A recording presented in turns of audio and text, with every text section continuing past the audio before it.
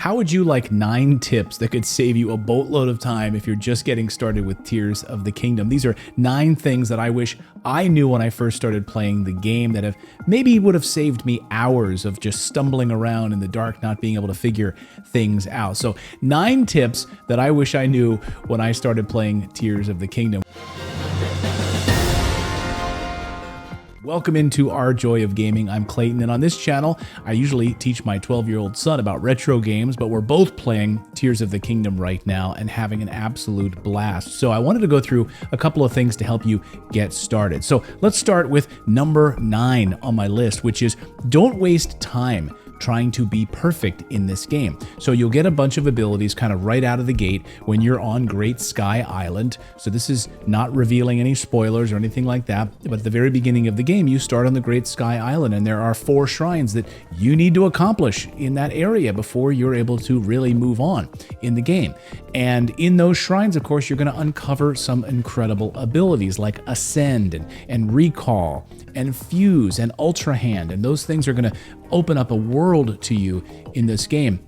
Now, to cross different ravines and things like that, don't be perfect. Don't worry about trying to make the perfect contraption and the perfect item to get across these things. I liken it to maybe a 4-year-old kind of stitching a bunch of things together with Play-Doh in order to get across that giant chasm or traversing these little island areas. So for instance, taking a bunch of trees and using your Ultra Hand and sticking them together, it doesn't have to be perfect. It doesn't have to look perfect, but just get across that ravine. Just get there. Number 8 on my list is pins are your friend. You absolutely want to use pins. So pull out your pad, of course, something you'll learn very early in the game. It looks like a Nintendo Switch, doesn't it?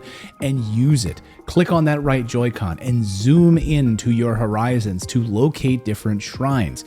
What I like to do is get up to a high spot. So climb up a little cliff area, get somewhere high, on top of a structure or otherwise where you're not obscured, and then do a 360-degree turnaround. Slowly, using the pad, just scan the horizon and look for shrines. And when you find a shrine, drop a pin. And there's a new mechanic in this game too, which has a little red dot. So it lets you know when you're kind of over an object, a little precise movement, and then hit that pin, drop a pin, and then of course you can navigate very easily when you go back to the main map. You will see your pins there in different colors, and then you want to go to those shrines because shrines are so important to unlock new abilities, to level up and get sort of a lot of heart containers right out of the gate. This is a huge tip. If you can solve those first sort of 10 or 11 shrines, you're going to get additional heart containers. It'll give you that additional power that you need to start really dominating some of those enemies early in the game. Which brings me to number 7 on my list. So we've got the pins, but now when you're on the Great Sky Island, you can see those pins on your map, right? They're sort of giving you a free map. But oh boy, once you descend off of the Great Sky Island and you really start the game, you wind up in Hyrule and you wind up in these other areas, you have no map. It's totally black. You can't see anything. So what I want you to do is you must unlock towers. Go to the towers. So as you're scanning the horizon and you're looking for shrines, also locate those large towers like you'll remember from Breath of the Wild. Go there because that will unlock portions of the map. Number 6 on my list, fly, don't walk. This map is massive. This is a giant game. I didn't even think it was possible to make it even bigger than Breath of the Wild, but holy smokes, they did. Now you see this wide expanse, all of these grasslands, and oh my God, I'm gonna have to walk across this thing? Holy smokes, it's gonna take me years to get across this map. Don't do that. Build a structure, build a contraption, use your flight options, and fly there. There was a point on the Great Sky Island where I had to get all the way across the map, and I just didn't want to. I didn't want to walk there, climb there, and all of that. So what did I do? I grabbed one of those floating blocks, I stuck some propellers on the back of it, I jumped on board, and I flew all the way across the map. Saved myself so much time. So do that. Do that in other parts of the game. Build yourself a little structure, use some propellers, use some wings, and just fly across the map. Save yourself a boatload of time. Number 5 on my list is ascend everything. It's very easy to forget that you have this skill because you're so used to maybe playing Breath of the Wild where you have to climb up everything and you can spend hours climbing up the sides of cliffs and trying to get to a spot where you can restore some of your stamina. No. Now you can use Ascend and you can go up and down things very quickly. So everywhere you can use Ascend. I know it's very rare that there's a spot that you can't use it. So when you're standing beneath something and you need to get up, don't worry about climbing. Just pop that ascend button out and look for a way to go right through the ground and pop up into that new territory. It's phenomenal.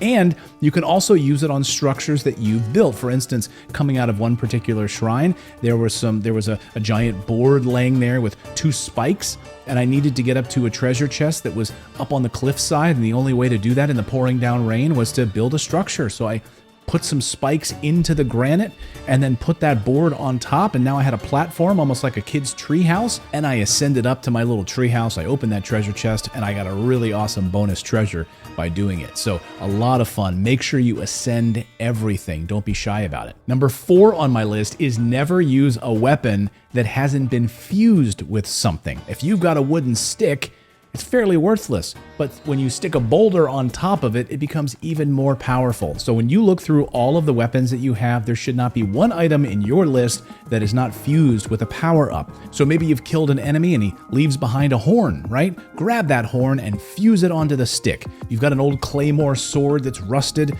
great. Grab something you've picked up off the ground like a rock, a boulder, and fuse it onto the end of that sword. Got just a random long stick that you found, stick some spikes on the end of it. Nothing in your arsenal of weapons should be without a fuse technique. And that brings me to number 3 on my list, which is make sure that you're fusing things to your arrows and your shield as well, just like you're doing to your sticks and your swords.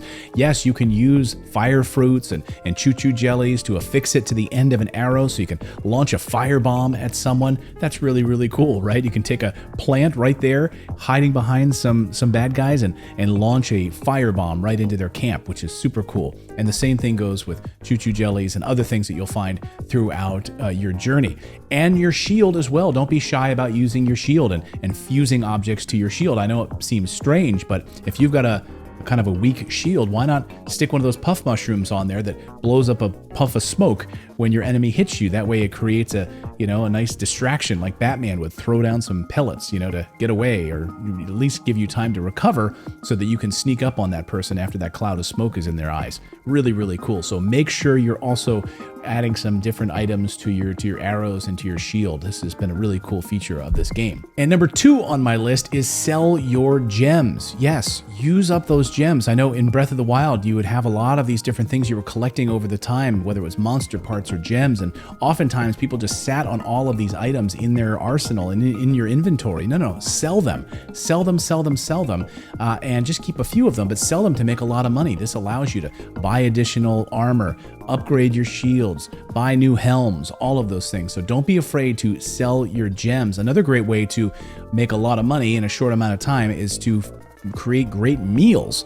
People love a good meal. So create a really great meal and be able to sell those meals as well. Can get you a lot of additional coins in your purse. And number 1 on my list, these are in no particular order, but put some distance between you and your enemies, because trying to face some of these enemies head on right away, you're going to get clobbered. Especially if you've only got 3 heart containers, you're going to get clobbered. Don't try to do that.